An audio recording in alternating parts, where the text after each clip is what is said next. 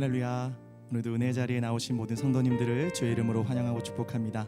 우리 좌우 앞뒤를 바라보며 이렇게 인사 나누겠습니다. 주님만이 우리 소망 되십니다. 함께 인사하겠습니다. 우리 다 함께 자리에서 일어나셔서 우리의 유일한 기쁨 되시는 주님께 전심으로 예배하겠습니다.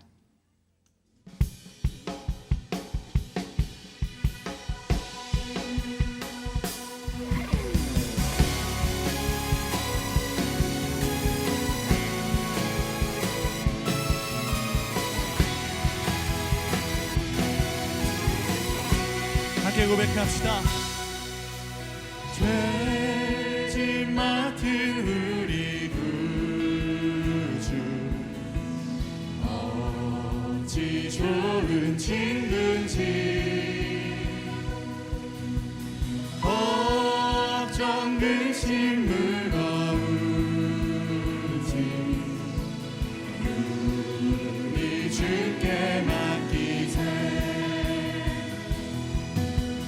주께 고함 없는 복을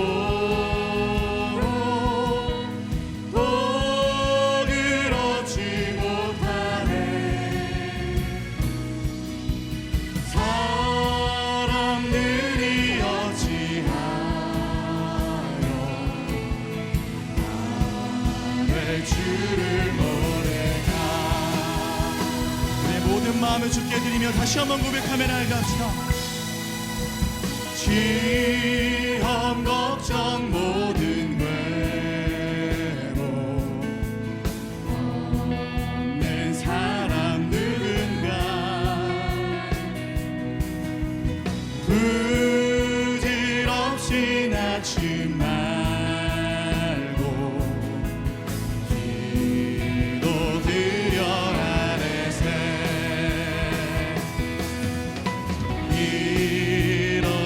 진실하신 친구 찾아볼 수 있을까. 우리 약함 아시오니 어찌하리야. 우리 다시 한번 고백합시다. 근심 걱정 무거운지 아니진 자 누군. 우리의 피난처 되신 주님 바라봅시다. 피난처는 우리 예수, 주께 기도드리세. 세상 친구 멸시하고 너를 조롱하여도 예수 품에 안기어서 참된 위로 받겠네. 나의 반석이신 하나님, 행하신 모든 것 완전하시니 나의 생명 되신 하나님, 내게 행하신 일 찬양합니다. 함께 믿음으로 선포합시다. 진실하신 하나님, 실수가 없으신 좋으신 나의 주, 진실하신 하나님, 실수가 없으신 좋으신.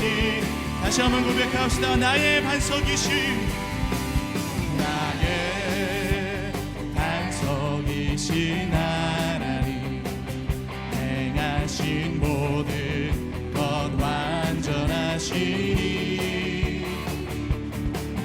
나의 생명 되신 하나님, 내게 행하신. 주께서 우리 가운데 이루신 일들을 이 시간 믿음으로 찬양하며 나아갑시다. 진실하신 하나님, 실수가 좋으신 나의 주. 아멘. 주님 진실하신 하나님, 실수가 없으신 좋으신, 더 큰 소리로 주님께 선포합니다. 진실하신 하나님, 실수가, 아멘. 주님은 좋으신 분이십니다. 나의 주 진실하신 하나님, 실수가 없으신 좋으신 나의 주. 좋으신 나의 주. 할렐루야. 우리의 삶을 가장 완전하게, 가장 완벽하게 이끄시는 그 전능하신 주님을 찬양합니다. 주님의 임재로, 주님의 빛으로 이곳 가운데 가득 비춰 주시옵소서. 아멘. 더 큰 기쁨으로 주님 찬양합니다.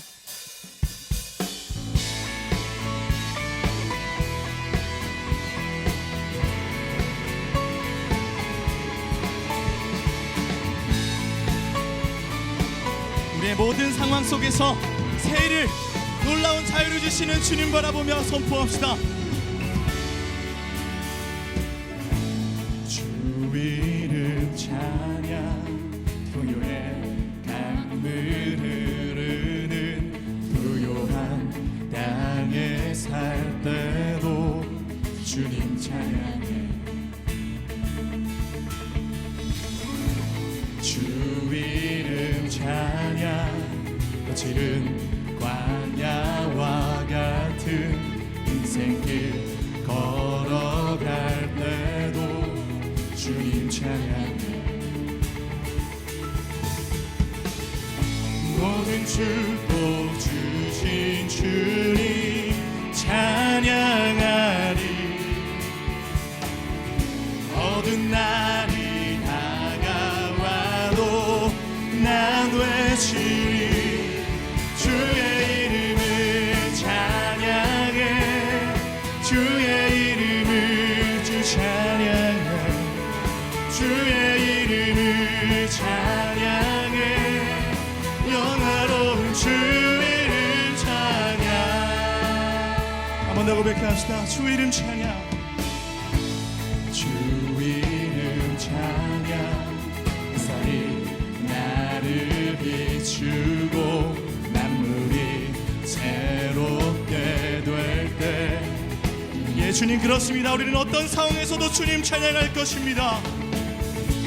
주 이름 찬양. 길 험할지라도 고통이 나를 치라도 주님 찬양해. 모든 축복 주신 주님 찬양하리. 모든 날이 다가와도 난 선포합시다.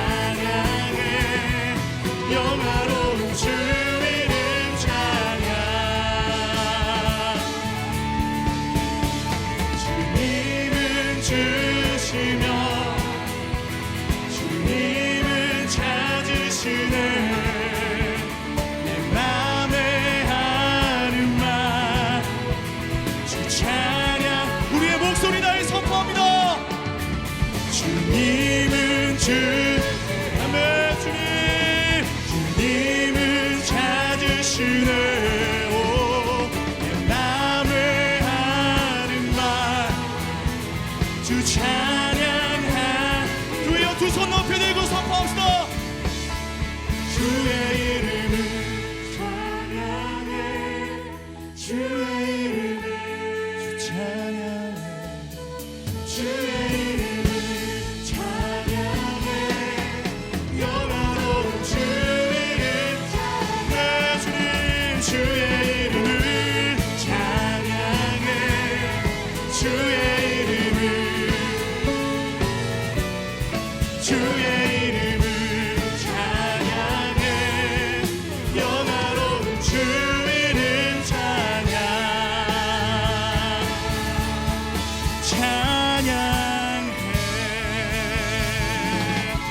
할렐루야. 모든 어둠 가운데 빛을 비추사 우리의 삶을 자유케 하시고 능력과 권세와 하나님의 행하심으로 역사하시는 주님께 더 큰 박수로 영광 올려드립시다. 할렐루야. 주님 찬양합니다. 네, 자리에 앉아서 계속 주님 찬양하겠습니다.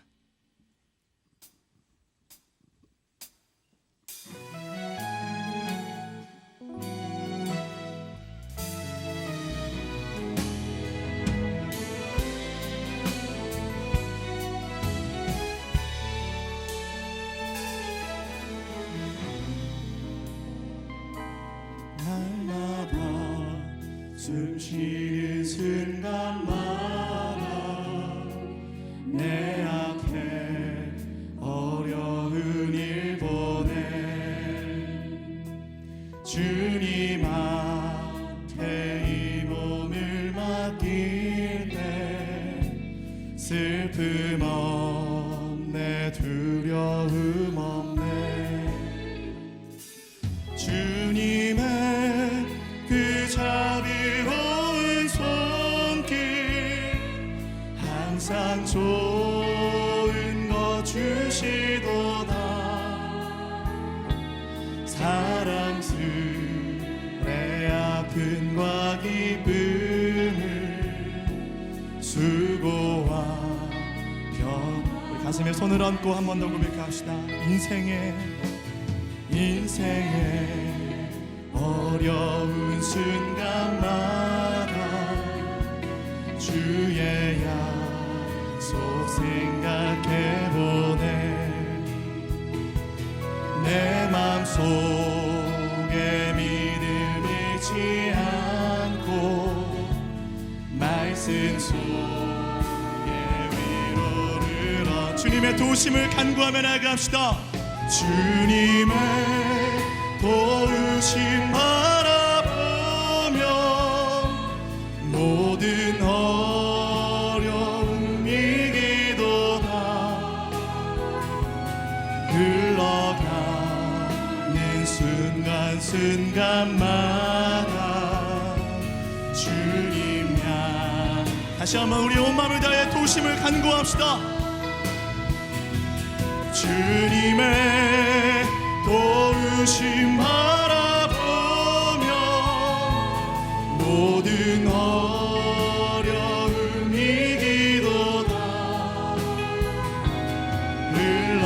흘러가는 순간순간마다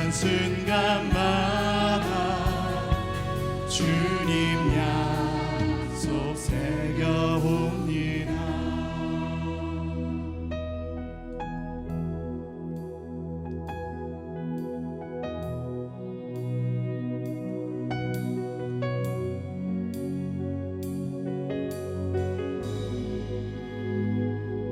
예수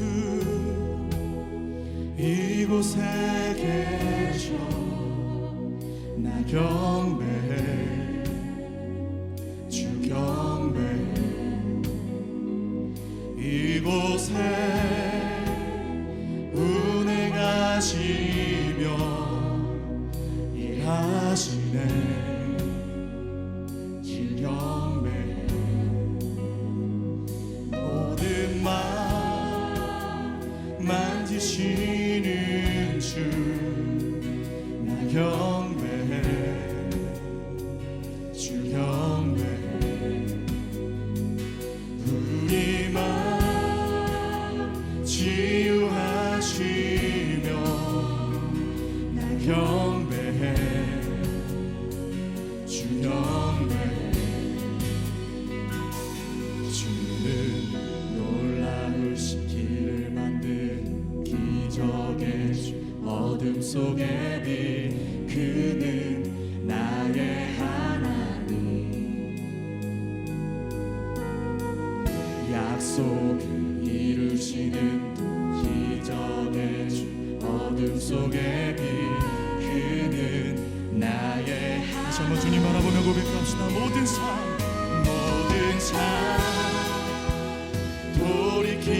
돌이키시네 나 경배해 나 경배해 우리 맘 회복해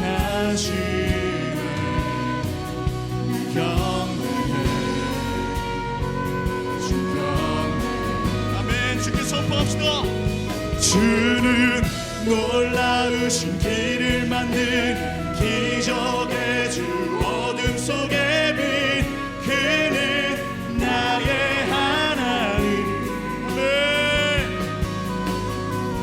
약속을 이루시는 기적의 주 어둠 속의 빛 그는 나의 하나님 나의 하나님 오 나의 하나님 나의 하나님 나의 그분은 나의 하나님 나의 하나님 나의 하나님 나의 하나님 나의 하나님 주 행하심 보이지 않아도 때론 느낄 수 없을 그때도 일하시네 주님 주 절대로 멈추지 않네 주 행하심 보이지 않아도 때론 느낄 수 없을 그때도 일하시네 주님 우리 온 마음 다해 선포합시다 주 행하심 보이지 않아도 때론 느낄 수 없을 그때도 일하시네 주님 주 절대로 우리 위에 일하시는 주님께 주 행하심 보이지 않아도 때론 느낄 수 없을 주님 일하여 주시옵소서 일하시네 주님 주 절대로 멈추지 않네 놀라우신 길을 만든 기적의 주 어둠 속의 빛 그는 나의 하나님 약속을 이루시는 기적의 주 어둠 속의 빛 그는 그분이 하나님 되심을 선포합시다 You are waymaker miracle work promise keeper light in the darkness my God that is who you are yeah. You are waymaker miracle work promise keeper light in the darkness my God that is who you 두 손을 높이 들고 주께 선포합시다 놀라우신 길을 만드는 기적의 주님이 오늘 일하실 것입니다 주님은 우리 하나님이십니다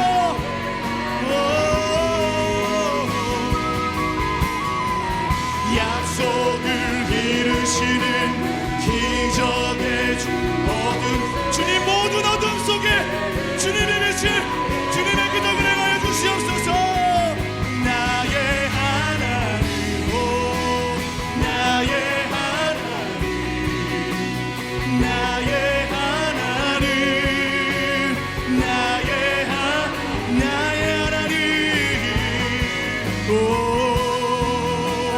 나의 하나님 나의 하나님 다시 한번 선심으로 오늘 기적의 하나님을 노래합시다 나의 하나님 오 나의 하나님 나의 그분은 나의 하나님이십니다 나의 하나님 나의 하나님 나의 하나님 나의 하나님 하나님 그분이 오늘 나의 하나님 되심을 선포합니다 길이 보이지 않아도 어둠 속에도 이미 하나님은 하나님의 일을 행하심을 믿고 의지하며 오늘도 주의 백성들이 주의 말씀 앞에 나아가오니 주여 말씀 주시고 그 말씀을 받아 누릴 때 우리 삶의 길이 열리고 우리 삶의 빛이 보이며 우리 삶의 모든 어둠의 영들은 떠나가는 성령의 역사를 경험케 하여 주시옵소서 그렇게 행하실 주님께 우리의 온 마음을 다해 기도하며 나아가겠습니다 네 주님 감사합니다 오늘 우리의 마음을 다해서 주님 앞에 나아가는 주의 백성들의 기도를, 주의 간구를 주여 들어주시고 오늘도 세를 행하시고 기적을 이루시는 성령의 역사로 오늘 이곳 가운데 가득 채워 주시옵소서. 주님의 일하심을 바라봅니다. 우리의 산소망과 도움이 되시는 하나님 참 감사합니다. 어려운 순간마다 도움의 손길을 보내주시고 우리의 필요를 채워주시니 감사합니다. 여기까지 인도하신 에베네셀의 하나님, 지금 우리와 함께 하시는 임마누엘의 하나님, 우리의 앞길을 준비하시는 여호와 이레의 하나님을 찬양합니다. 우리 인생의 시종일관을 주께 내어 맡기니 우리의 고단한 인생길을 주님의 평강의 길로 변화시켜 주옵소서. 거룩하신 하나님, 우리의 연약함을 회개합니다. 주님이 주신 풍성한 은혜를 망각하고 모든 것을 내가 이룬 것처럼 교만하다가 이제야 주님을 찾습니다. 한 주간 주님과 동행하기보다는 일상의 짐들에 짓눌리고 우리를 두렵게 하는 사람들과 환경에 억눌렸음을 고백합니다. 우리의 마음이 교만하고 옹졸하여 형제를 섬기고 사랑하지 못했음도 회개합니다. 존귀하신 주님, 우리의 마음을 성령으로 새롭게 하여 주셔서 육체의 본성을 따르지 않고 세상의 우상 앞에 무릎 꿇지 않게 하여 주옵소서. 사랑하는 우리나라를 위해서 기도합니다. 국민의 무너지고 분열된 마음들이 사랑으로 하나 되게 하여 주시고 코로나로 인해서 고통받는 모든 자들에게 위로와 평강을 주시며 방역 당국과 의료진들이 지혜로운 결정을 하게 하여 주옵소서. 정치, 사회, 경제, 문화, 교육, 종교의 모든 영역 속에 하나님의 사람들을 세워주시고 특별히 한국교회가 사회적인 책임을 잘 감당하며 세상을 섬기고 변화시키게 하여 주옵소서. 우리 새로운교회를 위해서 기도합니다. 우리 교회가 하나님의 마음에 합한 교회가 되게 하여 주시고 연약한 자들을 사랑으로 세우고 섬기는 교회가 되길 원합니다. 하나님의 마음이 향한 곳에 우리 교회가 있으며 하나님의 손길이 필요한 곳에 우리의 성도들이 있게 하여 주옵소서.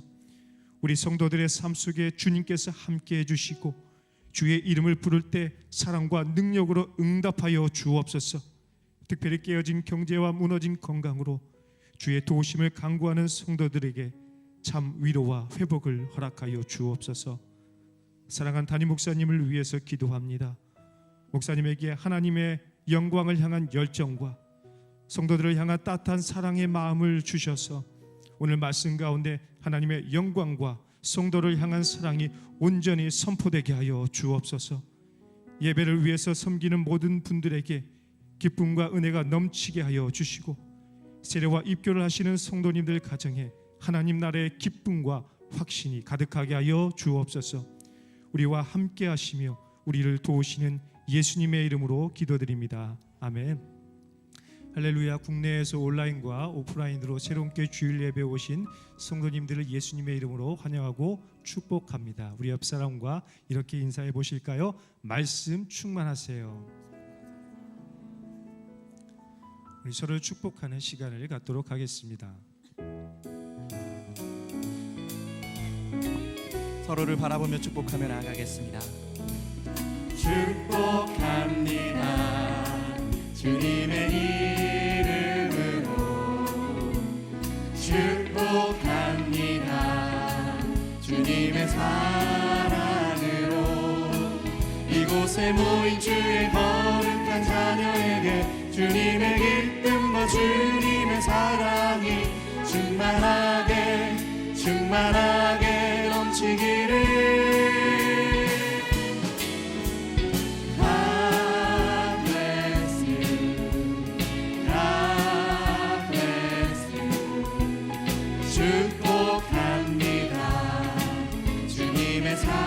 먼 것을 바라보며 축복하겠습니다. God bless you.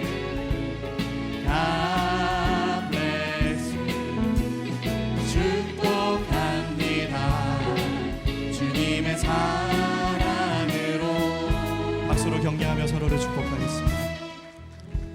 교회 소식 전해드리겠습니다. 새로운 교회는 정부 방역 지침을 준수하기 위해 주일 현장 예배 인원을 제한하여 2주마다 온라인 신청을 통해 주일 예배를 진행하고 있습니다.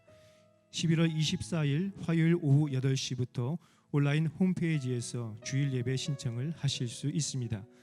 각 부 예배 인원이 제한되어 있기에 본인이 희망하는 시간에 예배를 드리시기 위해 가급적 빠른 신청을 권해드립니다.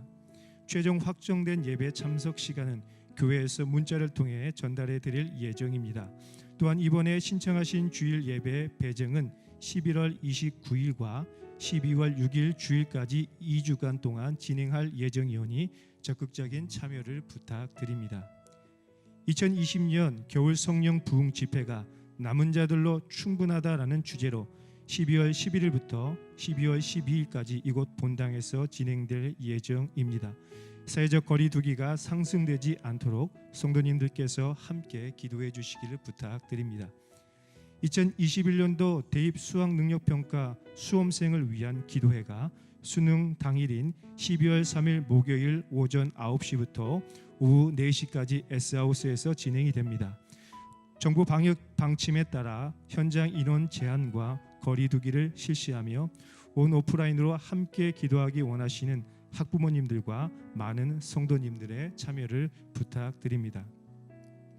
선교부에서는 새로운 교회와 협력하고 있는 국내외 선교사님들을 모시고 코로나 시대에 살아가고 있는 성도들이 앞으로 어떻게 선교를 해야 하고 협력하고 기도해야 하는지 함께 강의를 듣고 기도하는 온라인 선교 특강을 진행합니다. 그 두 번째 시간으로 국제 예수 전도단 소속으로 중동 선교를 감당하시고 지금은 가덕도에서 코로나로 한국에 들어오시는 선교사님들을 모시고 계신 김모세 선교사님을 모시고 11월 29일 주일 오후 4시 30분 새롭게 유튜브를 통해 온라인 특강을 진행합니다. 성도님들의 많은 기도와 참여 부탁드립니다. 98기 새가족 교육이 12월 6일부터 4주간 온라인으로 진행됩니다. 새로운 교회에 등록하기 원하시는 성도님들은 신청 웹사이트에서 오늘까지 신청서를 작성해 주시면 새가족 교육에 대한 안내해 드리도록 하겠습니다. 새가족들의 많은 관심을 부탁드립니다. 담임 목사님의 추천 도서 너무 죽고 싶어서 너무 살고 싶어요를 소개합니다. 이 책은 총망받던 직원이 따돌림과 괴롭힘으로 우울증을 겪고 죽고 싶은 절망과 고통, 하나님마저 나를 버렸다는 슬픔과 분노로 피폐해진 이가 하나님 말씀을 통해 회복되는 훈련의 과정을 나눈 책입니다. 깊은 고난의 터널을 지나 회복까지 먼저 겪은 이의 솔직한 나눔을 기록한 이 책을 통하여 실질적인 도움과 위로를 누리시기를 바랍니다. 예배 후 모바일 서점에서 구매하실 수 있습니다. 오늘은 입교 및 세례식이 1부에서 3부까지 진행됩니다. 지난 3월에 신청을 받았지만 코로나로 인해 오늘에서야 드려지게 되었습니다. 꽃다발 전달 및 사진 촬영은 안전을 위하여 예배를 마친 후 본당 로비에 준비된 포토존에서 해주시기를 부탁드립니다. 이제 세례식 후에 한옥 목사님께서 하나님의 말씀 전해주시겠습니다.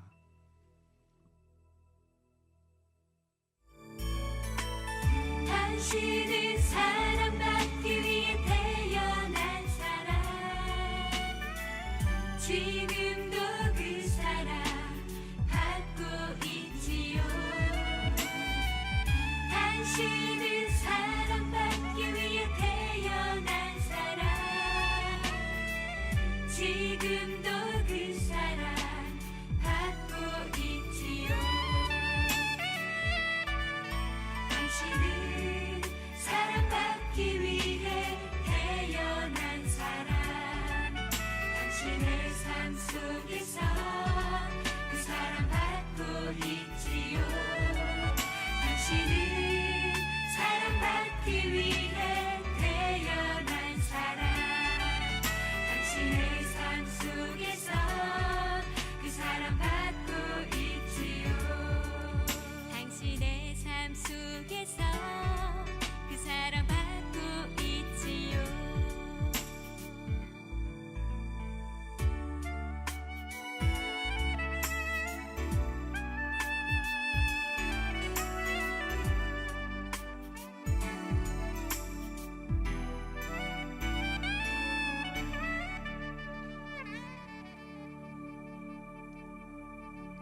할렐루야.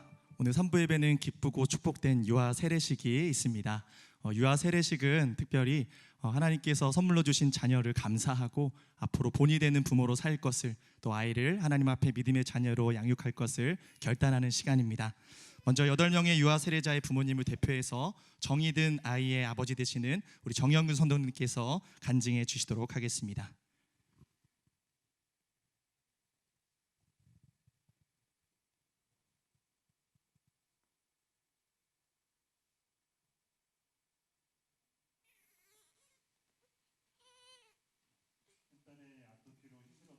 첫 육아에 큰 고비가 넘어갔을 2018년 봄쯤 저는 갑작스런 소식을 듣게 되었습니다. 계획하지 않았던 둘째가 생겼다는 아내의 얘기였습니다. 그 얘기를 들은 저는 기쁘다는 마음보다는 성격이 꼼꼼한 데다 예민함에 아토피까지 심해져 밤마다 울부짖는 큰딸과 정말 이렇게는 못 살겠다며 울던 아내의 모습이 떠오르며 과연 둘째 아이를 잘 키울 수 있을까에 대한 두려움이 앞섰습니다. 예고 없이 찾아온 뜻밖의 놀라운 소식에 다른 부부였으면 기뻐했겠지만 저희 부부는 이 아이를 선물로 주신 하나님의 뜻과 우리 가족을 향한 계획하심에 대해 기도를 해야만 했습니다. 사실 저희 부부는 신혼 때는 거의 싸우지 않는 나름 괜찮은 커플이었는데 첫째 아이의 육아와 아토피로 힘들었던 시간을 보내면서 서로 크게 싸울 때도 있었습니다.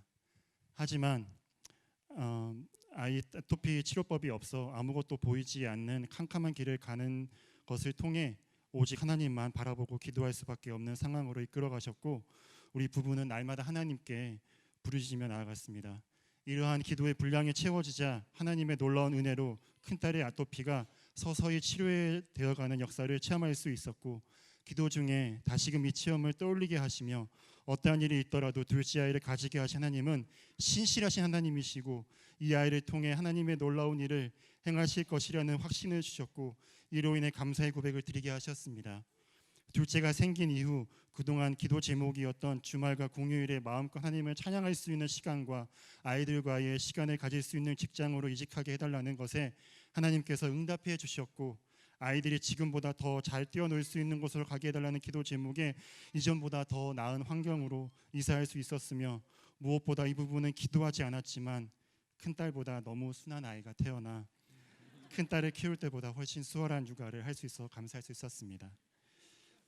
무엇보다 두 아이를 키우면서 하나님이 나를 바라보실 때의 마음을 조금은 이해할 수 있었는데 정말 부모의 말을 듣지 않은 아이들임에도 그냥 그 존재 자체로 너무나 사랑스럽고 예쁜 아이들이라는 생각을 할 때에 그렇지 하나님이 나를 그렇게 바라보시는구나.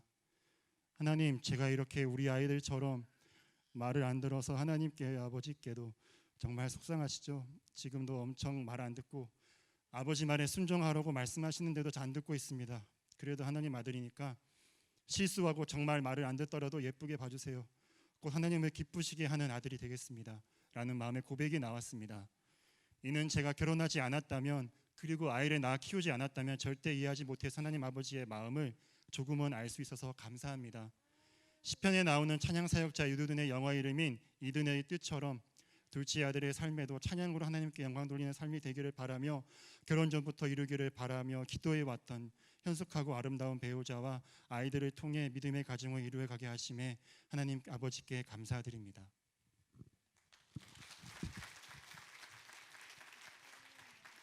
네, 귀한 간증 감사드립니다. 네, 이어서 우리 유아 세례 서약이 있겠습니다. 우리 부모님들께서는 한 걸음 앞으로 나오셔서 오른손을 드시고 질문에 예로 답해 주시면 감사하겠습니다. 여러분의 자녀가 만세 전부터 예정된 하나님의 섭리와 역사하심 가운데 이 땅에 태어난 것임을 믿으십니까? 여러분은 지금 허락하신 자녀가 하나님의 소유이며 하나님께서 맡기신 귀한 선물임을 믿으십니까? 여러분의 자녀 스스로가 예수 그리스도의 십자가의 죽음과 부활하심을 믿고 구원받아 예수님을 삶의 주인으로 고백하며 성령 하나님의 도우심을 받아야 함을 믿으십니까? 마지막 질문입니다. 여러분의 자녀에게 믿음의 부모로서 경건한 삶의 본을 보이고 성경적인 가르침을 따라 믿음으로 양육하여 예수 그리스도를 따르는 교회의 신실한 지체로 자라가도록 최선을 다할 것을 서약하십니까? 기도하겠습니다. 참 좋으신 하나님, 하나님께서 사랑하시는 귀한 자녀들을 창세전부터 예비해 주시고 믿음의 가정 가운데 태어나게 하심을 감사합니다. 이들의 삶 가운데 하나님의 특별한 보호와 인도하심으로 함께하여 주시고 예수님을 닮은 믿음과 성품으로 자라게 하여 주시옵소서. 자녀들을 양육하는 믿음의 부모들에게 지혜를 주시고 말씀과 기도로 이 자녀들을 하나님의 사람으로 잘 양육할 수 있도록 주님의 은혜를 더하여 주시옵소서. 예수님의 이름으로 기도했습니다. 아멘. 이어서 우리 목사님께서 집례해 주시겠습니다.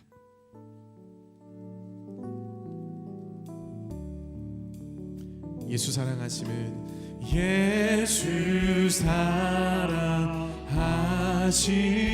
사랑하심은 거룩하신 말일세. 우리들은 약하나 예수 본세 많도다. 그리스도의 사랑 가운데 태어난 하나님의 아들 정의든에게 내가 성부와 성자와 성령의 이름으로 세례를 주노라. 아멘. 축복의 통로가 될지어다.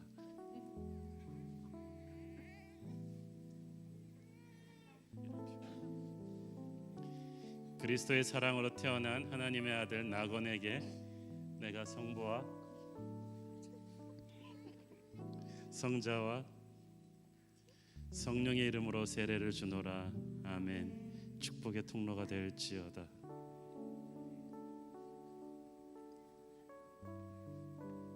그리스도의 사랑으로 태어난 하나님의 딸 이하온에게 내가 성부와 성자와 성령의 이름으로 세례를 주노라. 아멘. 축복의 통로가 될지어다. 그리스도의 사랑 가운데 태어난 하나님의 아들 이하겸에게 내가 성부와 성자와 성령의 이름으로 세례를 주노라. 아멘. 축복의 통로가 될지어다.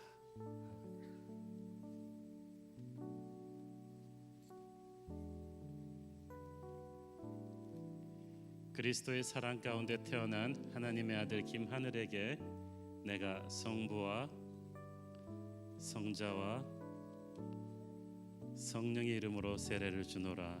아멘. 축복의 통로가 될지어다.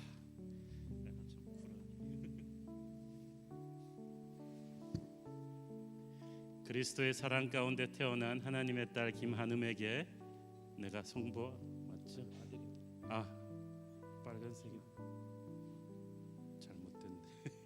하나님의 아들 김한음에게 내가 성부와 성자와 성령의 이름으로 세례를 주노라. 아멘. 축복의 통로가 될지어다. 그리스도의 사랑으로 태어난 하나님의 아들 송유화에게 내가 성부와 성자와 성령의 이름으로 세례를 주노라. 아멘. 축복의 통로가 될지어다. 아멘.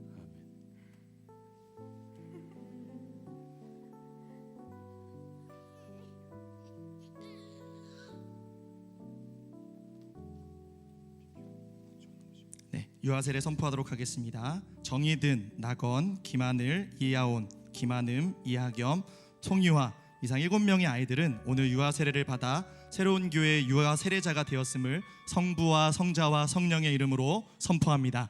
우리 성도님들께서 큰 박수로 축하해 주시기 바랍니다. 우리 함께 축복송 부르도록 하겠습니다. 당신은 하나님의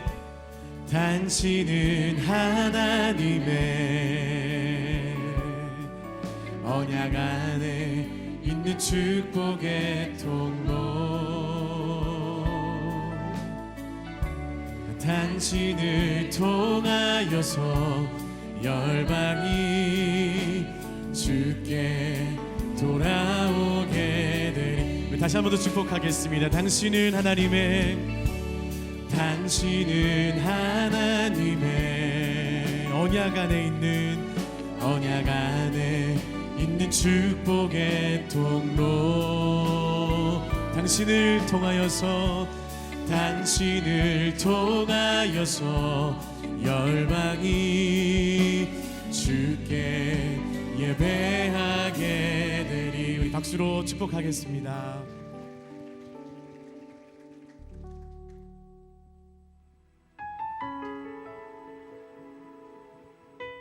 사울이 다윗을 죽이려 하다. 사무엘상 19장 1절에서 24절 말씀입니다. 사울이 그의 아들 요나단과 그의 모든 신하에게 다윗을 죽이라 말하였더니 사울의 아들 요나단이 다윗을 심히 좋아하므로 그가 다윗에게 말하여 이르되 내 아버지 사울이 너를 죽이기를 꾀하시느니라.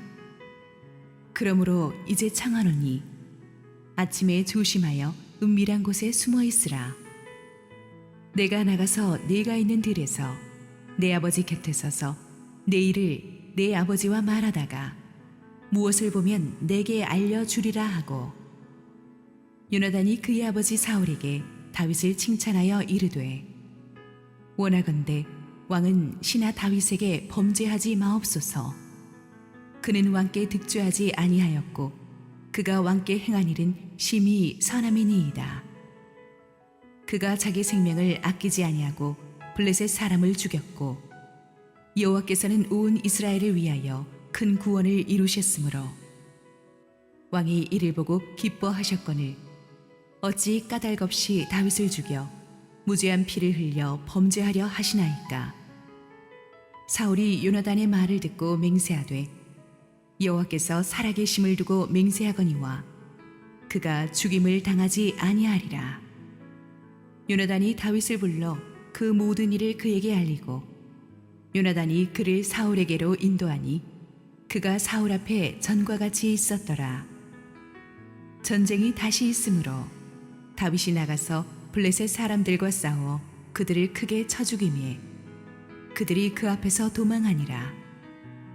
사울이 손에 단창을 가지고 그의 집에 앉았을 때에 여호와께서 부리시는 악령이 사울에게 접하였으므로 다윗이 손으로 수금을 탈 때에 사울이 단창으로 다윗을 벽에 박으려 하였으나 그는 사울의 앞을 피하고 사울의 창은 벽에 박힌지라.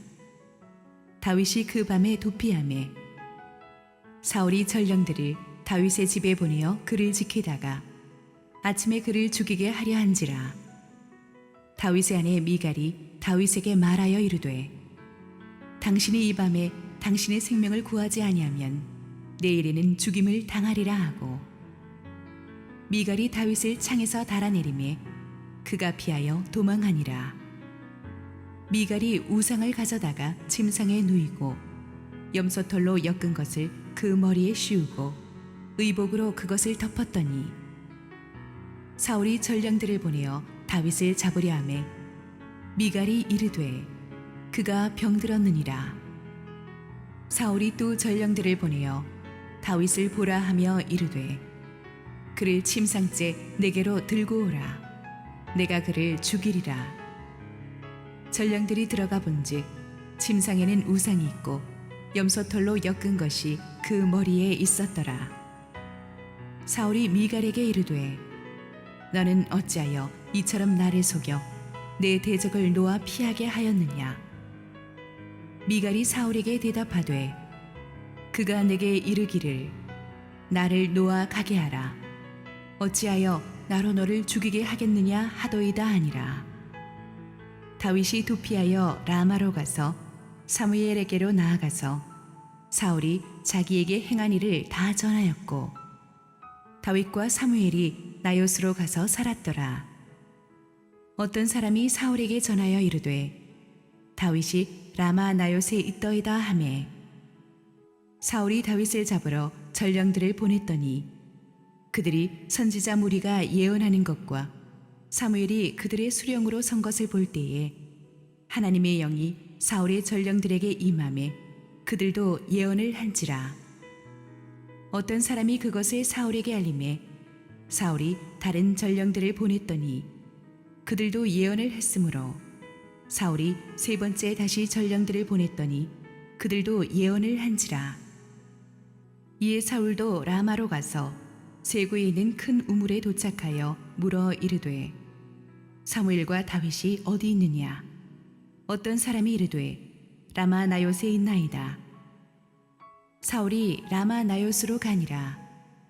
하나님의 영이 그에게도 임하시니 그가 라마 나요스에 이르기까지 걸어가며 예언을 하였으며 그가 또 그의 옷을 벗고 사무엘 앞에서 예언을 하며 하루 밤낮을 벗은 몸으로 누웠더라. 그러므로 속담에 이르기를 사울도 선지자 중에 있느냐 하니라. 할렐루야. 우리 하나님께 감사와 영광의 박수 올려드리겠습니다.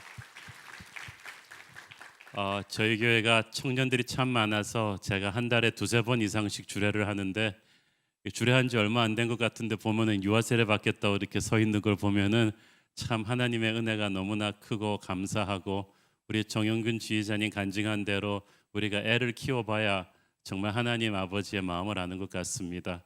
애들 키우면서 아토피도 걸리고 우리가 어쩔 수 없는 상황이 막 발생할 때마다 우리가 하나님의 아빠의 마음을 절절히 느끼고 겸손해지죠. 청년분들은 이 마음을 느끼기 위해서 많이들 빨리빨리 결혼하시고 생육하고 번성하기를 바랍니다. 우리 부흥회를 위해서 많이 기도해 주십시오. 우리가 제3차 대유행이 거의 이제 확실시 되면서 정부의 사회적 거리두기 조치가 여기서 조금 더 올라가게 되면 많은 인원이 운집하는 부흥회가 좀 어려워집니다. 여러분이 많이 기도해 주시기를 바랍니다. 오늘 우리 함께 기도하시고 말씀 보겠습니다. 오늘도 주은혜로 이전에 나와 엎드린 성도들을 붙들어 주시고 여러 가지 복잡하고 힘든 마음이 있더라도 말씀 듣고 심플하게 생각이 정리되고 마음의 은혜가 가득 차게 하옵소서. 부족한 종은 감추시고 오직 우리 주님 홀로 영광 받아 주옵소서. 예수님 이름으로 기도했습니다. 아멘. 지난 본문에서 우리는 역사의 전면에 부각된 다윗이 백성들의 칭송을 한 몸에 받게 되면서 오히려 그 인생이 새로운 위기로 접어드는 것을 보았습니다.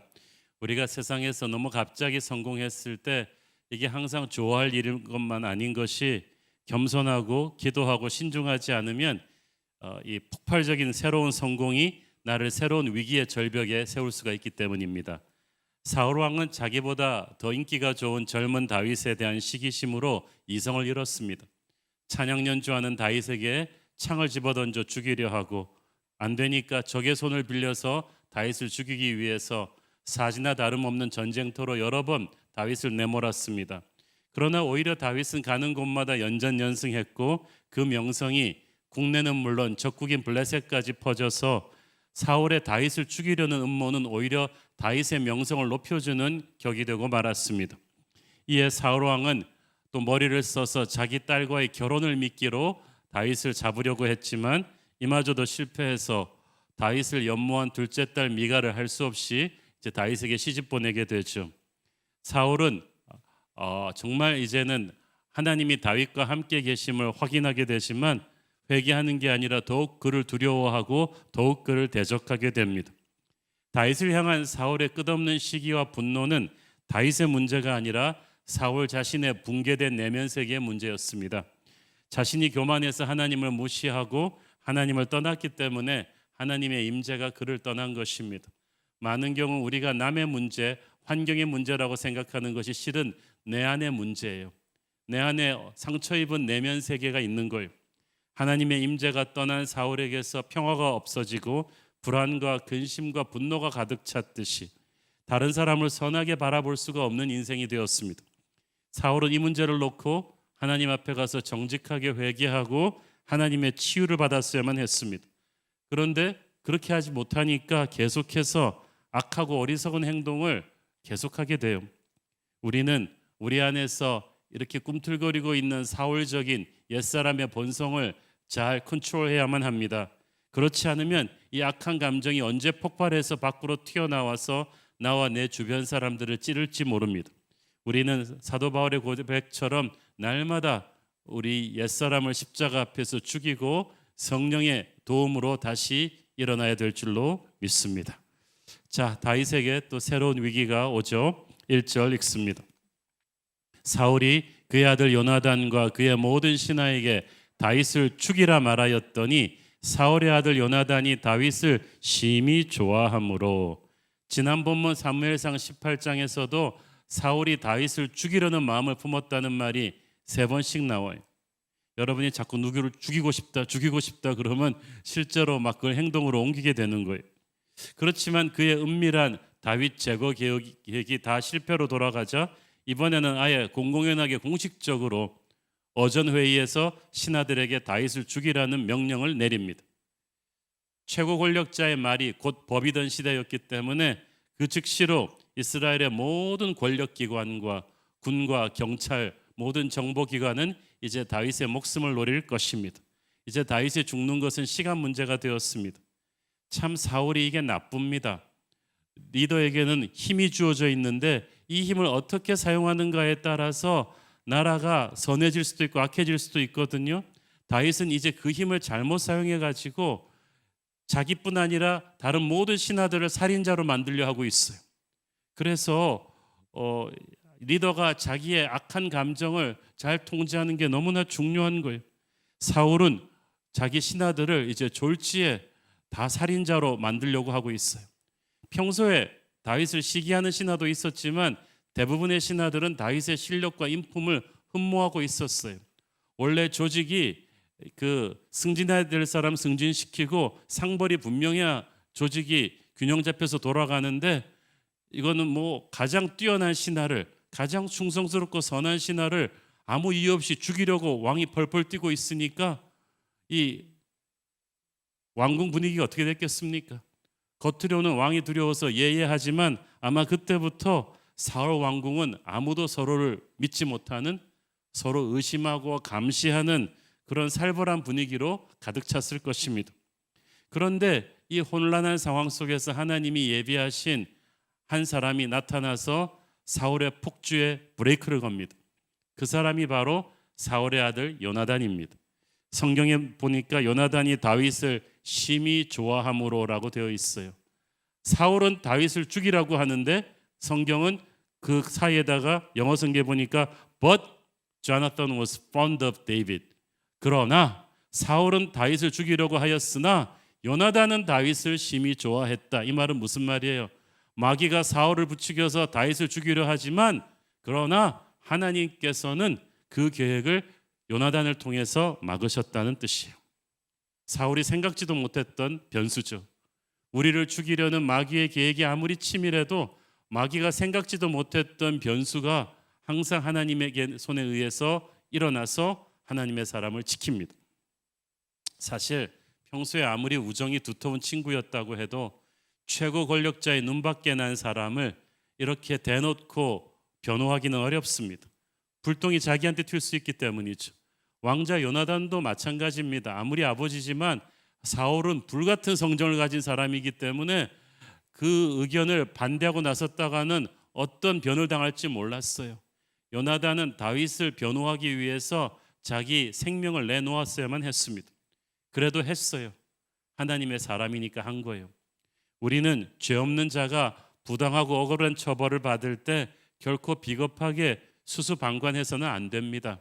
그렇게 하면요, 나중에 우리도 인생이 어려움에 처할 때 우리를 도와줄 사람이 아무도 없을 것입니다. 요나단은 불의한 권력이 다윗을 해하려고 할 때 분연히 일어나서 그것을 막아주었습니다. 성령의 사람이었기 때문에 그래요. 그리고 요나단이 이제 다윗을 위해서 움직이는 장면이 나오는데 여기서 우리는 중재자의 지혜가 얼마나 중요한지를 배울 수 있습니다. 2절 3절 읽습니다. 그가 다윗에게 말하여 이르되 내 아버지 사울이 너를 죽이기를 꾀하시느니라. 그러므로 이제 청하노니 아침에 조심하여 은밀한 곳에 숨어 있으라. 먼저 요나단은 정확한 정보를 빨리 다윗에게 알려줍니다. 다윗이 있는 데서 다윗을 죽이라는 그 오더를 내렸을 리가 없잖아요. 그렇기 때문에 당사자인 다윗이 상황이 얼마나 심각한지 빨리 정보를 입수하는 게 관건이었어요. 그렇게 빨리 다윗한테 정보를 알려준 다음에 요나단이 뭐라고 합니까? 아침에 조심해서 은밀한 곳에 숨어 있어라. 그 말은 사울의 암살조가 움직이기로 계획된 시간이 내일 아침이라는 얘기죠. 그만큼 사울의 칼날은 빠르게 다윗에게로 조여들고 있었습니다. 그래서 요나단은 빨리 다윗을 지금 피신시켜서 시간을 벌고자 한 거죠. 은밀한 곳에 숨어 있으라고 하는데 이 3절에 나오는 네가 있는 뜰과 은밀한 곳이 동일한 장소입니다. 이곳은 사울이 산책을 즐기는 궁정에 딸려 있던 뜰입니다. 사울이 아침에 산책하는 뜰에 가서 숨어 있으라 그런 것은 호랑이 굴에 들어가라는 말이에요. 그리고 이것이 요나단의 절묘한 수였어요. 사실 이미 다윗을 죽이라는 명령이 사방에 떨어졌는데 지금 다윗이 아무리 뛰어도 금방 잡히게 돼 있어요. 그럴 바에는 차라리 사울 왕이 산책하는, 그래서 등잔 밑이 어둡다고 설마 사울의 암살자들이 다윗이 거기에 피할 거라고는 생각할 수가 없는 그 은밀한 곳들에 가서 숨어 있으라고 한 거예요. 요나단은 정말 비상한 인물입니다. 거기서 아침 산책하는 아버지를 만나서 너를 위해 이야기해 주겠다고 합니다. 그리고 거기서 어떤 결과가 나오든지 간에 너에게 즉시 알려주겠다고 얘기해 줍니다. 저는 그리고 나서 그날 밤이 지나갑니다. 저는 요나단이 밤새 기도하면서 어떻게 아버지에게 이야기할지 하나님의 지혜를 구했다고 생각합니다. 요나단의 이 하룻밤의 시간을 번 것은 참으로 현명한 처사였죠. 만약 요나단이 아무리 선한 뜻이 있다고 해도 우둔하게 행동했더라면, 예를 들어서 사울이 다윗을 죽이라고 하는 그 어전회의에서 즉시로 사울의 말에 제동을 걸었더라면 불같이 화가 나 있던 사울은 감정을 주체하지 못하고 요나단까지 어떻게 했을지 모르겠어요. 원래 여러분, 보스에게 다른 의견을 제시할 때는 사람들이 있는 앞에서 보스가 흥분해 있을 때 그렇게 하면 안 돼요. 감정적으로 격앙돼 있는 데다가 보스의 체면을 살려줘야 되거든요. 요나단이 그래서 하룻밤을 기다린 것은 사울의 감정도 가라앉히고 상당히 현명한 처사였어요. 또한 아침 시간에 조용히 아무도 없는 데서 사울과 혼자 독대해서 이야기한 것도 지혜로웠습니다. 그렇기 때문에 off the record, 공식적인 기록이 안 남았기 때문에 사울은 요나단의 말을 듣고 설득된 것처럼 하지 않고 자기의 결정으로 이것을 번복했다고 말할 수 있는 거예요. 그렇게 할 수 있는 여지를 요나단이 남겨준 것입니다. 무엇을 이야기하는가 이상으로 어떻게 이야기하는가가 중요한데 요나단은 하나님의 지혜를 가지고 이렇게 했어요. 다음날 아침 아버지를 독대해서 하나님이 주신 지혜로 사울을 설득하는데 얼마나 지혜롭게 설득하는가 보십시오. 4절 5절 읽습니다. 요나단이 그의 아버지 사울에게 다윗을 칭찬하여 이르되 원하건대 왕은 신하 다윗에게 범죄하지 마옵소서. 그는 왕께 득죄하지 아니하였고 그가 왕께 행한 일은 심히 선함이니이다. 그가 자기 생명을 아끼지 아니하고 블레셋 사람을 죽였고 여호와께서는 온 이스라엘을 위하여 큰 구원을 이루셨으므로 왕이 이를 보고 기뻐하셨거늘 어찌 까닭 없이 다윗을 죽여 무죄한 피를 흘려 범죄하려 하시나이까. 지금 요나단이 뭘 하고 있어요? 거룩하고 선한 기억을 되살려주고 있어요. 다윗이 어떤 사람입니까? 다윗은 왕의 적이 아닙니다. 왕을 위해서 목숨을 내놓고 골리앗을 쓰러뜨리고 큰 공을 세웠습니다. 그리고 왕이 그때 기뻐하지 않았습니까? 그러니까 요나단은 지금 다윗의 가장 선한 기억을, 또 사울 왕의 가장 선했던 모습을 상기시켜주면서 그게 왕이에요. 그게 다윗이에요.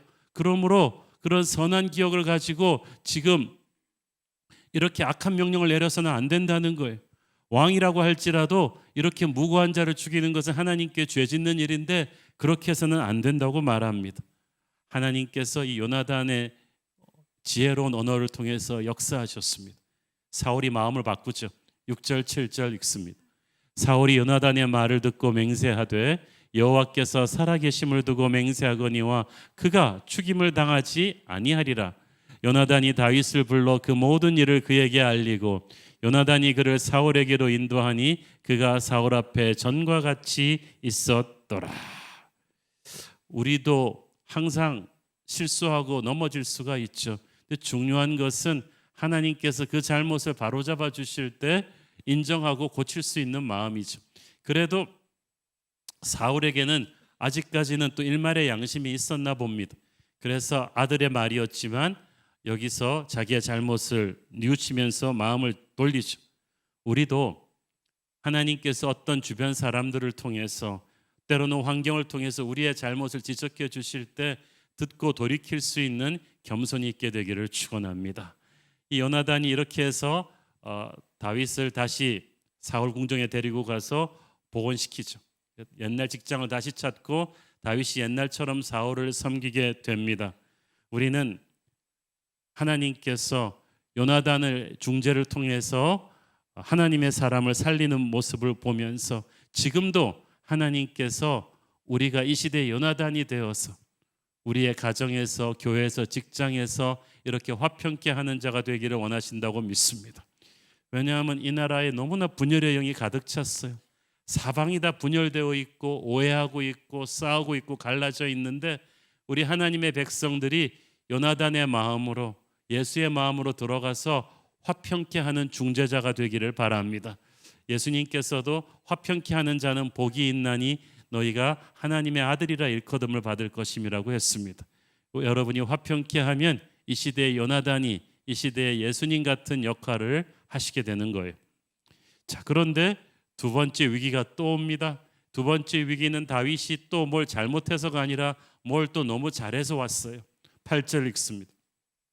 전쟁이 다시 있으므로 다윗이 나가서 블레셋 사람들과 싸워 그들을 크게 쳐 죽이매 그들이 그 앞에서 도망하니라. 다시 블레셋과의 전쟁이 터져서 다시 아쉬우니까 다윗을 지휘관으로 보냈는데 다윗이 또 너무 눈부시게 승리한 게 문제였어요. 적군을 물리친 건 좋았는데 또 백성들이 다윗의 이름을 부르며 환호했나 보죠. 그러니까 사울은 다시 또 다윗에 대한 시기심과 분노가 막 불타올랐어요. 그리고 9절 10절에 보니까 마치 데자뷰처럼 얼마 전 있었던 사건과 똑같은 비극이 다시 사울 궁전에서 재현됩니다. 사울 왕이 시기심과 우울증과 분노로 어쩔 줄 모르고 어두운 마음으로 궁정들에 앉아 있었어요. 전장터에서 돌아온 다윗은 피곤을 사귈 겨를도 없이 또 충신답게 피폐해진 왕의 심령을 새롭게 하기 위해 또 찬양을 연주하고 있었습니다. 그런데 어느 순간 사울은 다윗을 보면서 또 분노가 치켜올랐어요. 그래서 또 옆에 있던 단창, 누가 자꾸 거기다 단창을 두는지 모르겠는데 또 그걸 잡아가지고 다윗한테 집어 던졌어요. 얼마나 세게 던졌던지 벽을 뚫고 박힐 정도로 강하게 했어요. 다윗이 그것을 피한 것은 하나님의 은혜였어요. 이전에 경험이 있기 때문에 다윗은 빠르게 왕궁을 탈출해서 집으로 갑니다. 여러분, 기가 막히지 않습니까? 분명히 사울은 얼마 전에 요나단 앞에서 절대로 다윗을 죽이지 않겠다고 하나님의 이름을 걸고 맹세했잖아요. 자, 하나님의 이름을 걸고 맹세한 걸 이렇게 손바닥처럼 뒤집는다는 것은 하나님의 이름을 망령되이 일컫는 큰 죄죠. 사울이 이렇게 뻔뻔하게 죄를 짓는 것은 마귀한테 휘둘렸기 때문이에요. 성경에 써 있잖아요. 지난번에도 똑같이 썼었는데 여호와께서 부리시는 악령이 하나님의 통제 밑에 있는 마귀가 그 순간에 우리에게 달라붙은 거예요. 여러분, 항상 귀신 들려 있는 사람이 있는가 하면 많은 경우 이 귀신의 공격이요, 우리가 어느 순간에 영적으로 완전히 흐트러져 있을 때 피폐해진 우리의 심령 속으로 우리가 시기심과 분노와 이런 것들을 잘 정리하지 않았을 때 순식간에 하나님의 사람도 사울처럼 사로잡아서 이렇게 공격적인 행동을 하게 만들 수 있어요. 왜 자꾸 사울이 이렇게 악령에게 장악당하고 죄 없는 사람을 죽이려고 합니까? 왜 똑같은 패턴의 죄가 반복이 돼요? 왜냐하면 사울이 자기 내면 세계의 근본적인 문제를 해결하지 않았기 때문이에요. 음식물 쓰레기가 있는데 이걸 갖다 버리기가 귀찮아서 그냥 쓰레기통에 넣고 아무리 카바를 닫아도요, 냄새가 진동을 합니다. 짐승과 파리가 꿰는 걸 막을 수가 없어요. 마찬가지로 우리 마음속에 있는 시기심과 분노와 이런 것은요, 우리가 휴가 간다고 하룻밤 잘 잔다고 해결되는 거 아닙니다. 하나님 앞에 내어놓고 성령의 조명으로 이것을 해결을 하고 예수의 보혈로 씻어내야 되는 거예요. 그렇지 않으면 우리는 사울처럼 악령이 들어올 수 있는 틈을 열어주는 거예요. 그리고 우리 주변에 누군가에게 살인의 창을 집어던지는 끔찍한 결과를 낳게 할 것입니다. 여러분의 삶에서 비슷한 패턴의 죄가 계속 반복되고 있어요. 사울처럼 계속해서 분노를 억제하지 못하고 누군가에게 창을 던지고 있다면 여러분, 그것을 지금 다루셔야만 됩니다. 여러분 마음속에 시기심과 분노와 어떤 문제가 있는 거예요. 오늘 예수님 앞에서 그것을 인정하고 주님의 보혈로 씻어달라고 기도하십시오. 그렇지 않으면 마음의 평화가 없을 것이고 어떤 상황이 되면 또 무의식적으로 남을 공격하게 될 것입니다. 자, 어쨌든 그래서 다윗이 구사일생으로 살아납니다마는 그때부터 필사에 쫓고 쫓기는 추격전이 시작되죠. 11절 12절 읽습니다. 사울이 전령들을 다윗의 집에 보내어 그를 지키다가 아침에 그를 죽이게 하려 한지라 다윗의 아내 미갈이 다윗에게 말하여 이르되 당신이 이 밤에 당신의 생명을 구하지 아니하면 내일에는 죽임을 당하리라 하고 미갈이 다윗을 창에서 달아내림에 그가 피하여 도망하니라. 우리는 여기서 남편은 아내 말을 들어야 산다는 것을 뼈저리게 느낄 수가 있죠. 다윗은 집에까지 도망갈 생각만 했지 그 다음 스텝은 생각할 여유가 없었는데 이 미갈은 벌써 빠르게 상황을 파악하고 있었습니다. 벌써 사울 왕의 추격대가 집을 포위하고 있고 아침이면 죽이려고 하고 있다는 것을 미갈이 어떻게 정보를 입수했는지는 모르겠어요. 아마 이 미갈이 정말 평소에 궁정 안에 자기 사람을 심었는지 모르겠습니다. 그래서 공포에 질려 헐떡거리고 있는 남편한테 캄다운을 시키면서 당신 지금 이러고 있을 때가 아니다.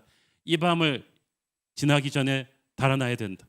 그런데 집 정문과 후문에는 벌써 왕의 암살조들이 나와서 대기하고 있으니까 집이 높으니까 창문으로 어둠을 타서 밧줄을 타고 내려가라. 그리고 이 밤이 닿기 전에 도망을 가라. 내가 시간을 벌 것이다. 그렇게 남편을 탈출시키고 나서 미갈은 정말 그 순식간에 엄청나게 기발한 아이디어를 냅니다. 13절 14절 읽습니다. 미갈이 우상을 가져다가 침상에 누이고 염소털로 엮은 것을 그 머리에 씌우고 의복으로 그것을 덮었더니 사울이 전령들을 보내어 다윗을 잡으려 하매 미갈이 이르되 그가 병들었느니라. 저는 항상 우리 여성분들을 존경합니다. 남자는 한 번에 하나밖에 생각을 못 하는데 여자분들은 살림을 하면서 전화를 받으면서 애를 보면서 CS 숙제를 하면서 여러 가지 일을 동시에 할 수 있어. 다윗을 도망시키면서 미갈이 몇 개의 일을 동시에 해요. 지금 미갈이 말하는 우상은 각 가정마다 하나님을 굳게 믿지 않는 사람들이 사이드로 가지고 있던 혼합주의 종교의 우상이에요. 집에 수호신과도 같은 건데 사이즈가 여러 개가 있었는데 마침 미갈이 가지고 있던 우상은 사이즈가 사람 사이즈 되는 큰 것이었어요. 그거를 어떻게 갖다가 침대에다 눕히고 여기다가 또 염소털 얻은 것을 머리에다 놓고 우리는 다윗의 헤어스타일이 염소털이었다는 걸 우리가 이제 알 수가 있는데 놓고 의복으로 그것을 덮고 이불을 덮고 벽을 딱 보고 누이게 하니까 마치 다윗이 누운 것 같은 거예요. 그 아이디어를 기가 막히게 미갈이 다 짠 다음에 아침이 되어서 사울의 암살조들이 들이닥치니까 천연덕스럽게 다윗 장군이 병들었다고 움직일 수가 없다고 어디를 가겠느냐고 그렇게 연기를 합니다. 헐리우드 배우 뺨칠 정도의 미갈의 슬픈 연기에 왕의 딸인데 함부로 할 수가 없잖아요. 알았습니다. 그리고 돌아가서 사울에게 보고를 했는데 사울은 이 머리가 빠른 사람이잖아요. 뭔가 이상하다는 걸 알았어요. 병들었다고 침대채 들고 와. 침대채 들고 오면 내가 죽일 것이다. 그래서 사울의 부하들이 다시 돌아가 침대를 딱 뒤져보니까 아뿔싸 이게 사람이 아니고 그냥 우상 신상인 거예요. 그래서 사울의 부하들이 얼굴이 파랗게 질렸어요. 죽기 싫으니까 미갈을 모셔갔겠죠, 왕궁으로. 사울 왕은 화가 머리끝까지 치솟아 올랐습니다. 깜짝같이 속은 거예요. 그래서 딸한테 불같이 화를 내는데 이 미갈도 보통 사람이 아니죠. 17절 읽습니다. 사울이 미갈에게 이르되 너는 어찌하여 이처럼 나를 속여 내 대적을 놓아 피하게 하였느냐? 미갈이 사울에게 대답하되 그가 내게 이르기를 나를 놓아 가게 하라. 어찌하여 나로 너를 죽이게 하겠느냐 하더이다 하니라. 이미 미갈은 아버지가 화낼 걸 다 예상하고 모범 답안을 준비했겠죠. 아버지 내가 괜히 그랬겠어요? 다윗이 그렇게 하지 않으면 나를 죽이겠다는데 내가 어떻게 합니까? 사울은 뻔히 알면서도 속는 수밖에 없었고 자기 딸이니까 죽일 수도 없고 그냥 화만 낼 뿐이었죠. 근데 사울이 지금 뭐라고 합니까? 다윗을 가리켜 나의 대적이라고 합니다. 가장 뛰어난 충신, 가장 뛰어난 장군을 적이라고 말하는 사울은 이미 영적인 분별력을 잃어버렸어. 여러분은 지금 누구를 적으로 봅니까? 여러분 부부싸움 할 때도 아내를, 남편을 적으로 보지 마세요. 친구를 적으로 보지 마세요. 마귀는 우리가 적으로 보지 말아야 될 사람을 적으로 보게 만들어요. 그래서 우리를 비참하게 만들죠. 지금 사울이 다윗을 적으로 보고 있어. 그러나 하나님께서는 이 사울의 신하들이 왕궁과 다윗의 집을 몇 번 왔다 갔다 하는 사이에 이미 다윗을 멀리 피신시키셨습니다. 지난주에 우리가 다루었던 시편 59편의 말씀은 이 하나님의 기적 같은 구원을 다윗이 감사 찬양하면서 쓴 시 아닙니까? 지난번에는 하나님께서 사울의 아들 요나단을 통해 다윗을 살리시더니 이번에는 사울의 딸 미갈을 통해 다윗을 살리셨습니다. 사울이 얼마나 황당했겠어요. 다른 사람도 아니고 자기의 피부친데 당연히 자기 사람인 줄 알았는데 자기 사람이 아니었어요. 결정적인 순간에 요나단은 다윗의 친구였고 미갈은 다윗의 아내였던 거예요. 특히 미갈은 다윗을 잡기 위해 정략 결혼시킨 딸인데 이 딸이 사울의 뒤통수를 칠 줄은 누가 알았겠습니까? 하룻밤 사이에 놀라운 기지를 발휘해서 남편을 탈출시킨 미갈을 보면 옛날에 여리고성에서 2명의 정탐꾼을 탈출시키던 라합의 기지를 보는 것 같습니다. 그렇다고 뭐 미갈이 예수 잘 믿는 사람도 아니에요. 우상신상을 가지고 있던 그런 사람인데도 하나님께서는요, 우리를 살리실 때 반드시 성령 충만한 하나님의 사람만 하시지 않으시고 이 미갈 같은 사람을 통해서도 우리를 살리십니다. 마귀가 사악한 계교를 꾸미는데 항상 마귀가 모르는 구멍이 있어. 하나님의 지혜를 당할 수가 없습니다. 생각지도 못했던 사람을 사용하셔서 하나님께서 다윗을 살려주셨어요. 여러분, 그러므로 고난을 당할 때 그때마다 놀라운 방법으로 개입하시는 하나님을 우리가 믿어야만 합니다. 벼랑 끝까지 몰려서 우리가 아무것도 할 수 없다 할지라도 그분의 구원의 손길을 의심하지 마십시오. 처음에는 요나단, 이번에는 미갈을 통해서 하나님께서 간발의 차이로 다윗을 살리셨어요. 다윗이 평생에 이 간증을 합니다. 죽음과 나 사이는 딱 한 발자국 사이였는데 하나님께서 살리셨다. 조금만 늦었더라면 다윗은 꼼짝없이 죽었을 텐데 아슬아슬하게 하나님의 은혜로 삽니다. 사울이 다른 계략을 쓰면 하나님의 방패도 다른 방식으로 바뀌면서 다윗을 지켜줍니다. 이 기적 같은 아슬아슬한 구원이 다윗의 평생을 가죠. 우리도 그럴 것입니다. 앞으로도 지금까지도 그랬지만 수많은 시련과 아픔이 몰려올 텐데 당장 죽을 것 같은데 죽지가 않아요. 하나님께서 아슬아슬하게 우리를 극적으로 살려내세요. 아슬아슬하게 우리가 산다는 것은 마귀가 아슬아슬하게 화를 낸다는 거죠. 매번 다윗을 놓친 사울이 얼마나 화가 냈겠어요. 매번 우리를 놓치는 마귀가 얼마나 화가 나겠어요. 그러나 그건 그쪽 사정이고 하나님은 하나님의 자녀를 극진하게 보호하십니다. 그런데 사울의 추적은 집요합니다. 세 번째 위기는 또 어떻게 넘어갑니까? 18절 읽습니다. 다윗이 도피하여 라마로 가서 사무엘에게로 나아가서 사울이 자기에게 행한 일을 다 전하였고 다윗과 사무엘이 나요스로 가서 살았더라. 탈출한 다윗은 라마에 있는 사무엘에게로 갑니다. 현명한 결정이죠. 지금 전국에 수배령이 떨어졌는데 다윗을 지켜줄 수 있는 사람은 사무엘뿐이죠. 앞으로 영적인 조언을 해줄 사람도 사무엘뿐인데 사무엘이 다윗을 데리고 나요스로 갔는데 그것이 선지학교예요. 이 혼탁한 시대에 사무엘이 다음 시대를 끼어올 젊은 선지자들을 양성하던 그곳에서 이제 다윗을 피신시킵니다.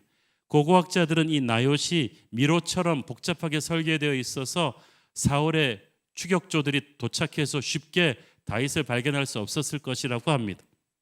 그런데 사울은 다윗을 죽이겠다는 1년밖에 없어요. 그래서 추격조들이 도착했는데 그들이 그곳에 이르자마자 어떻게 되냐 하면 본문 후반부를 쭉 보면 참 재밌습니다. 저는 제가 하나님 같았으면 이 괘씸한 추격조들을 하늘에서 불을 내려서 프라이 치킨을 만들어서 그냥 확 심판을 했을 텐데 은혜의 하나님께서는 그들에게 성령이 임하게 하셔서 갑자기 예언을 하기 시작해요. 살인자들이 예언하는 사람, 예배자들이 된 거예요.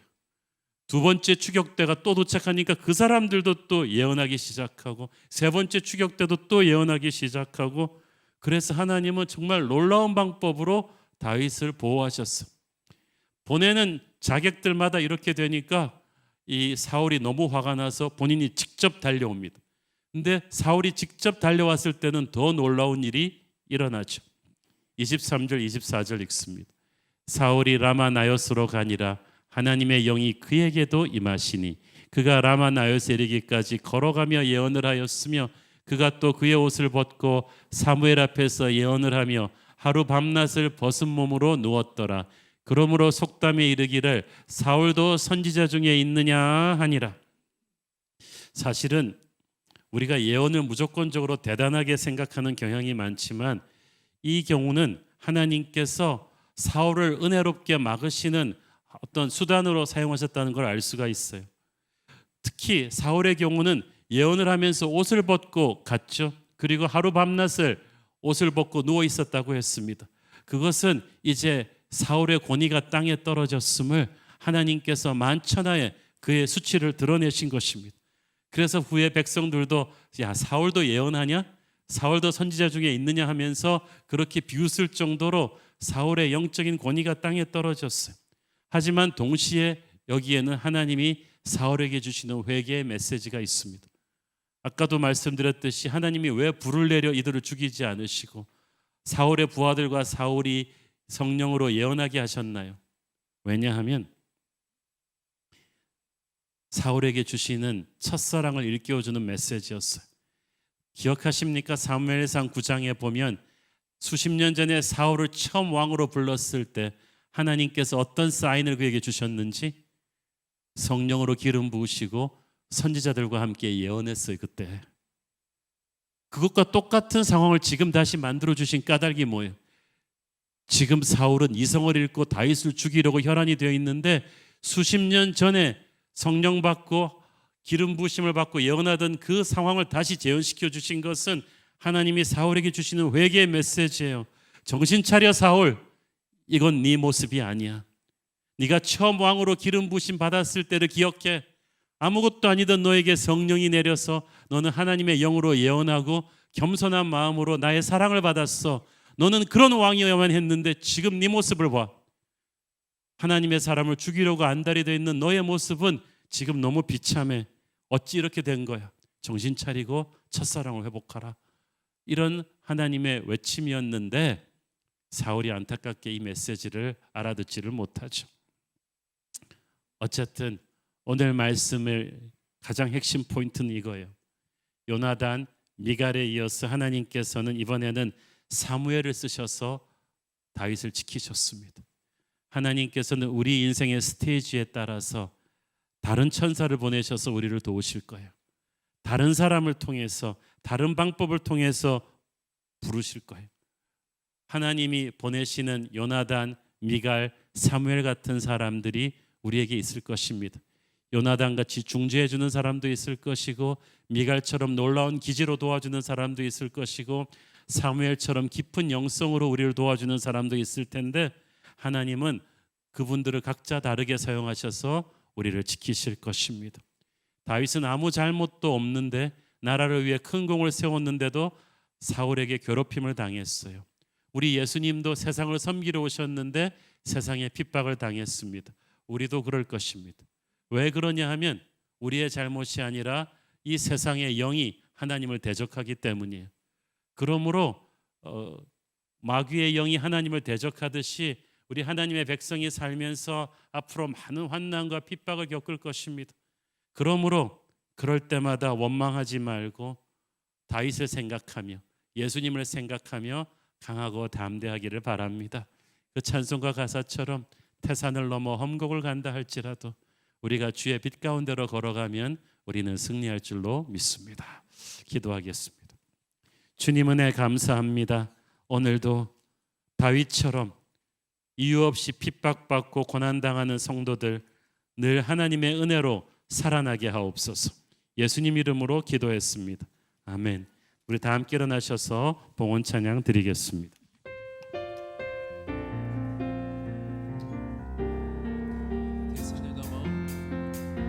대산을 넘어 먼 곳에 가도 빛 가운데로 걸어가며 주께서 항상 지키시기로 약속한 말씀 변치 않네. 하늘의 영광 하늘의 영광 나의 맘속에 차고도 넘쳐 할렐루야를 힘차게 불러 영원히 주를 찬양하리. 캄캄한 밤에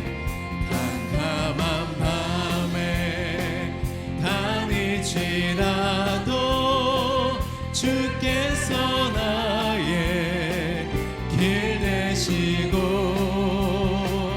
나에게 밝은 빛이 되시니 길 잃어버 영영네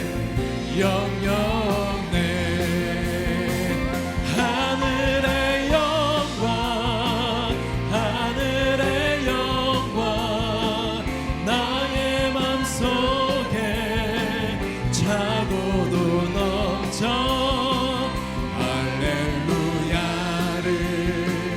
힘차게 불러 영원히 주를 찬양한 광명한 그 빛 마음의 바다 명랑한 천국 바라보고 할렐루야를 힘차게 불러 날마다 빛에 걸어 하늘의 영광 하늘의 영광 하늘의 영광 나의 맘속에 차고도 넘쳐 할렐루야를 힘차게 불러 영원히 주를 찬양하리.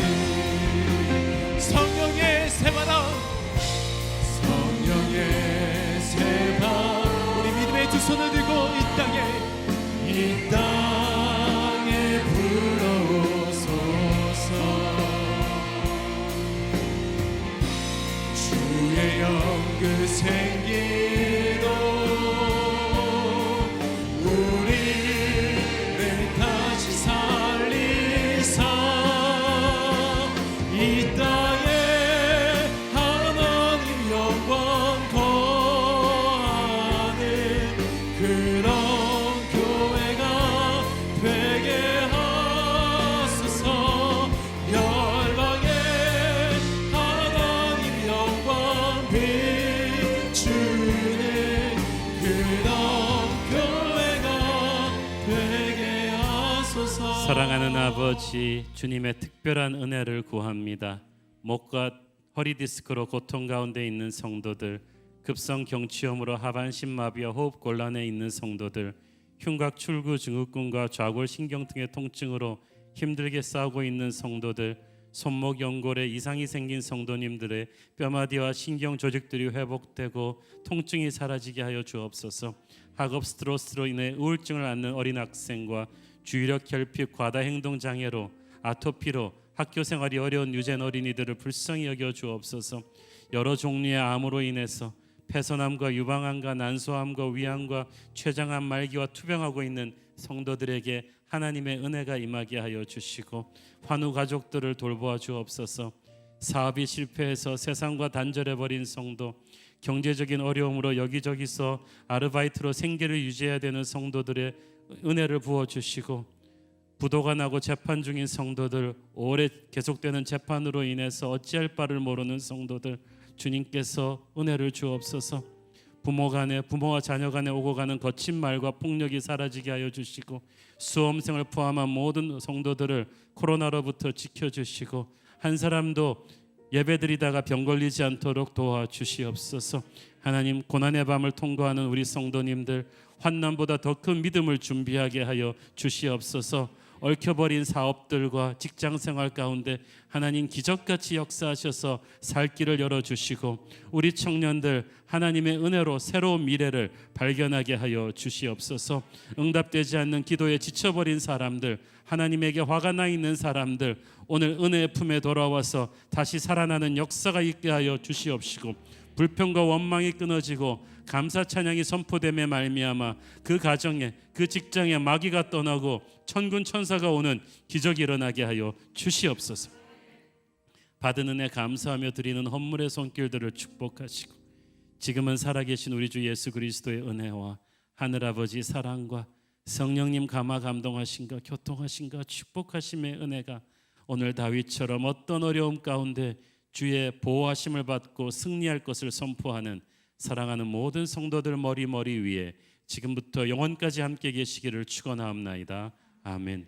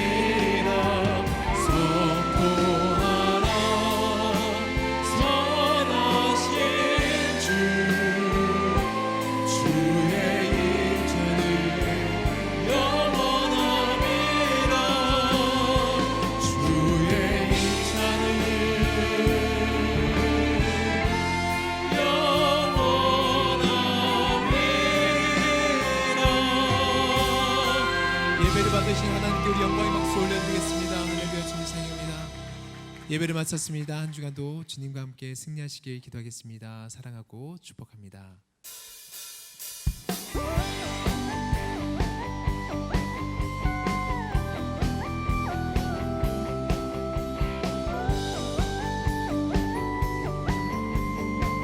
우리 믿음으로 선포하며 고백하며 다 같이 나가도록 하겠습니다.